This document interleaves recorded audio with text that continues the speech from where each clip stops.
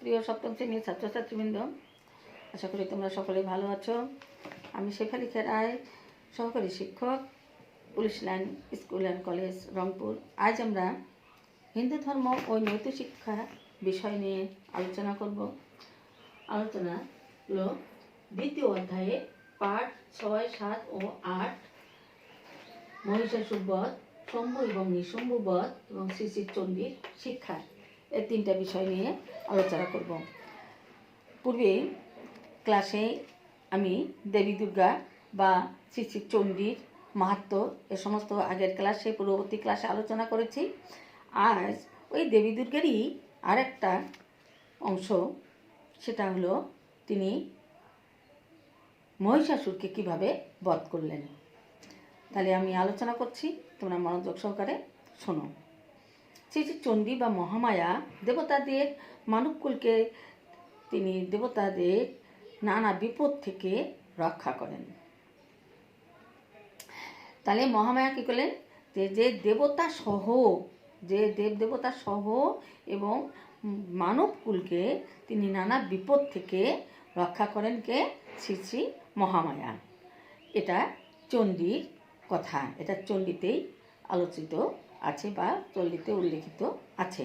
এই প্রসঙ্গে চণ্ডীর একটি কাহিনী তোমাদের বর্ণনা করা হবে, তোমরা মনোযোগ সহকারে শোনো।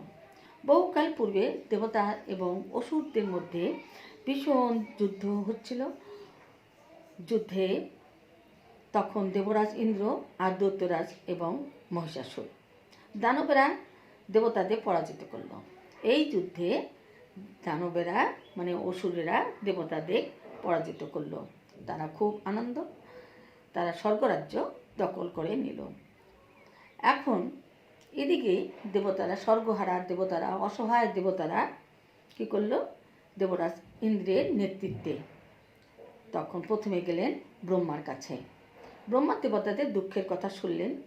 বিষ্ণু ও শিব সেখানে বসে কথাবার্তা বলছিলেন, বা ব্রহ্মা, বিষ্ণু এবং শিব তিনজনেই একত্রে বসে আলোচনা করছিলেন।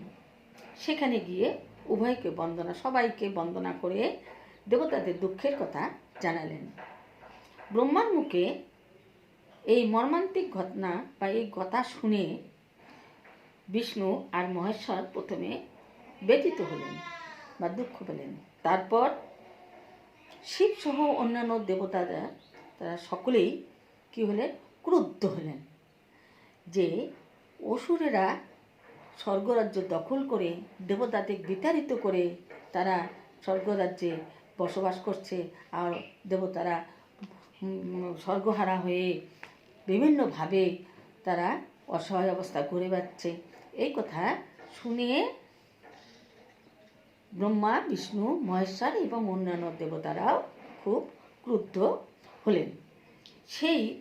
এবং এই ক্রুদ্ধের থেকে তাদের শরীর থেকে তেজরশ্মি বের হতে লাগলো। এই তেজরশ্মির থেকে একত্রিত হয়ে সমস্ত দেবতার শরীরের যে তেজরশ্মি, সেই সমস্ত তেজরশ্মি একত্রিত হয়ে এক বিরাট আলোকপুঞ্জ সৃষ্টি হলো। আর এই আলোকপুঞ্জের মধ্যে একত্রিত এক সৃষ্টি হলো দিব্য নারী মূর্তি, ইনি দেবী দুর্গা। তারপর দেবগণ তাকে নানান অস্ত্র এবং অলঙ্কার দান করলেন। এভাবে দুর্গা দেবী অপূর্ব সেজে উঠলেন। তখন গিরিরাজ হিমালয় দেবীর বাহনের জন্য পাঠালেন সিংহ। দেবতাগণ আনন্দে জয়ধ্বনি দিলেন, মুনিরা দেবীর স্তব করলেন। স্তব শব্দের অর্থ হলো প্রশংসা। এখানে স্তব শব্দের অর্থ হলো প্রশংসা, মানে মুনি ঋষিরা দেবীর তখন প্রশংসা করতে লাগলেন। অসুররা সেই দেবীর ভীষণ গর্জন শুনে তার অভিমুখে তাড়াতাড়ি দ্রুত বেগে চলল। তারপর শুরু হলো দেবতা এবং অসুরদের ভীষণ যুদ্ধ। মহিষাসুরের সেনাপতি চিক্কুর এবং চামর সঙ্গ চতুরঙ্গ সেনা নিয়ে যুদ্ধ করতে লাগলেন। দেবী দুর্গা কিন্তু একা। এদিকে মহিষাসুর কিন্তু অনেক সেনাবাহিনী নিয়ে যুদ্ধ করা শুরু করলো, কিন্তু এখানে শুধু দেবী দুর্গা একাই যুদ্ধ করছেন, একজন শুধু নারী মূর্তি, যা সমস্ত দেবতার তেজরশ্মি থেকে সৃষ্টি সেই নারী। রণে মত্ত মহাশক্তিবান দেবীর নিঃশ্বাসে লক্ষ লক্ষ সৈন্যের সৃষ্টি হলো। তখন যুদ্ধে যখন দেবী দুর্গা মত্ত, তখন তার নিঃশ্বাস থেকে, প্রতিটা নিঃশ্বাস থেকে শত শত লক্ষ লক্ষ আবার সেনাবাহিনীর সৃষ্টি হতে লাগলো। তখন একে একে চিক্কুর চামচ সহ প্রায় সকল দেবীর অস্ত্রাঘাতে সকলেই নিহত হলো। তারপর যুদ্ধের নামে মহিষাসুর, সকল যুদ্ধের মহিষাসুর মহিষ রূপ ধারণ করে দেবী দুর্গার সামনে এসে উপস্থিত হলেন এবং দেবী দুর্গার সঙ্গে যুদ্ধে মত্ত হলেন। অবশেষে দেবী সুলকাঘাতে মহিষাসুরকেও বধ করা হলো।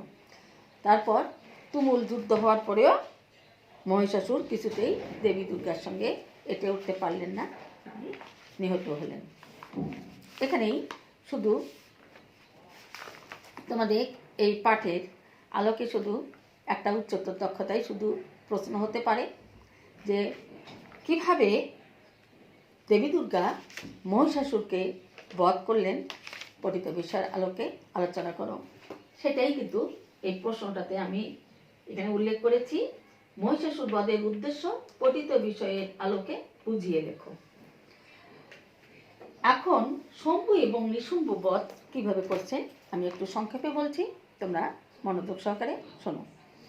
আরেকবার শম্ভু নামের এক অসুর দেবতাকে পরাজিত করে স্বর্গ দখল করেন। সে স্বর্গ মত্ত ও পাতালের অধীশ্বর হয়ে বসে। তাই তার ভাই নিশুম্ভ সেনাপতি চণ্ডু মণ্ডু রক্তবীজ প্রতিষ্ঠা করে ত্রাসের রাজত্ব। আবার দেবতারা দেবীর স্তবও করে দেবীকে প্রসন্ন করে। আবারও দেবতারা দেবীর প্রশংসা করে। স্তব শব্দের অর্থ, এটা কিন্তু তোমাদের এই স্তব শব্দটি তোমাদের জ্ঞানমূলক প্রশ্ন আসতে পারে এবং বহু নির্বাচনী প্রশ্ন আসতে পারে যে স্তব এবং স্তুতি শব্দের অর্থ কী। তখন তোমরা স্তব শব্দের অর্থ হলো প্রশংসা করা। তাহলে এখন পড়ি যে সমস্ত দেবতারা তখন আবারও দেবীর স্তব স্তুতি করলেন এবং দেবী প্রসন্ন হলেন। এবার দেবীর ক্রোধ থেকে আবির্ভূত হলো দেবী অম্বিকা। এবারে কিন্তু আগে ক্রোধ থেকে নিঃশ্বাসের সঙ্গে শত শত লক্ষ লক্ষ সৈন্য নিঃশ্বাসের সঙ্গে আবির্ভূত হলো। এবার দেবীর ক্রোধ থেকে আবির্ভূত হলো অম্বিকা, ফলে তার শরীর কালো হয়ে যায়। তিনি পরিচিত হন কালিকা নামে। এতই দেবী ক্রোধান্বিত হয়েছিলেন যে তার সমস্ত শরীর ক্রোধে কালো হয়ে যায়। তখন তার নাম হয় অম্বিকা বা কালিকা। এই কালিকা বা অম্বিকার কাছে শম্ভু এবং নিশম্ভু, রক্তবীর, চণ্ডু এবং মণ্ডু সবাই পরাজিত এবং নিহত হন। তাহলে আমি সংক্ষেপে তোমাদের শম্ভু এবং নিশুম্ভ বধের কাহিনীটুকু বললাম। এখন আমি আলোচনা করব শ্রী শ্রী দেবী চণ্ডীদের শিক্ষা। শ্রী শ্রী চণ্ডী প্রথম চরিত্র শ্রী বিষ্ণু, মধু এবং কৈতবক বধ করে শান্তি স্থাপন করেন। মধ্যম চরিত্রের দেবতাদের তেজ থেকে সৃষ্টি দেবী দুর্গা মহিষাসুর বধ অসুরদের হত্যা করেছেন। দেবতারা ফিরে পেয়েছেন তাদের স্বর্গরাজ্য। উত্তর চরিত্রে শম্ভু এবং নিশুম্ভ অসুর বধ করেছেন দেবী অম্বিকা এবং দেবী কালিকা। দেবী দুর্গা ঈশ্বরের শক্তি প্রতীক। উল্লিখিত এই কাহিনী দুটি থেকে আমরা বেশ কয়েকটি শিক্ষা পাই। শ্রী শ্রী চণ্ডী আমাদের শক্তি এবং সাহস যোগায়। মা দুর্গা অন্যায়কে দমন করতে শেখায়। শ্রী শ্রী চণ্ডীর এই শিক্ষা অনুকরণ করে আমরাও অন্যায়ের বিরুদ্ধে দাঁড়াবো। স্বর্গচ্যুত দেবতাদের ঐক্যেরই আবার তাকে স্বর্গ ফিরিয়ে দিয়েছে। দেবতাদের সম্মিলিত তেজ বা শক্তি হচ্ছে মহামায়া বা শ্রী শ্রী চণ্ডী। এখানে একতাই শক্তি কথাটাই প্রমাণিত হয় যখন সমস্ত দেবতাদের শরীর থেকে সমন্বিত হয়ে যে তেজ একত্রিত হয়ে যে আলোক রশ্মি বা আলোকপুঞ্জ সৃষ্টি হয় এবং সেই আলোকপুঞ্জ থেকে দেবী দুর্গার সৃষ্টি হয়। ঠিক তেমনি করে এখানে এই দিশিসি চণ্ডীর শিক্ষাটি ঠিক তাই, যে সকলেই মিলেই যদি একত্রিত হওয়া যায়, অনেক কঠিন কাজও সমাধান করা যায়। এটাই হলো চণ্ডীর শিক্ষা। তাহলে আজ আমরা আলোচনা করলাম মহিষাসুর বধ, শম্ভু এবং নিশুম্ভ বধ, শ্রী শ্রী চণ্ডীর শিক্ষা। আশা করি তোমরা মনোযোগ সহকারে শুনেছ। আর এই পাঠের মধ্যে সীমাবদ্ধ আছে এই প্রশ্নটি, যে মহিষাসুর বধের উদ্দেশ্য পঠিত বিষয়ের আলোকে বুঝিয়ে লেখো। তোমরা এটা বই দেখে সুন্দর করে প্রশ্নটির উত্তর মেলাবে। আজ এই পর্যন্ত। তোমরা সকলেই ভালো থাকো, সুস্থ থাকো।